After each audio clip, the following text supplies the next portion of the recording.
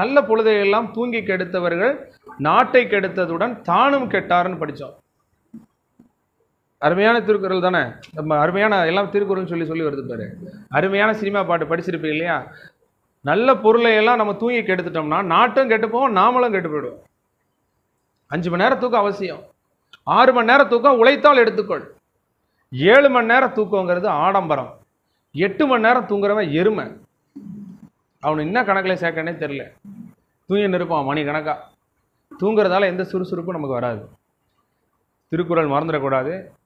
சென்ற இடத்தால் செலவிடாதீதொருகி நன்றின்பால் உய்ப்பது அறிவு.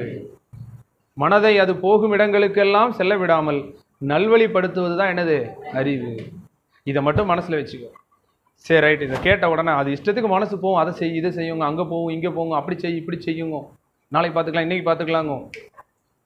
ஒரு காரியத்தை எடுத்துட்டேன். இந்த காரியம்தான் என் வாழ்க்கைன்னு முடிவு பண்ணிட்டேன். இதை நோக்கி தான் இனிமேல் நான் செயல்பட போகிறேன்.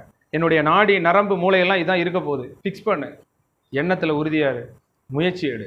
முயற்சி நிச்சயமாக திருவினையாக்குமா இல்லையா? முயற்சி திருவினையாகும். நிச்சயமாக திருவினையாகும்.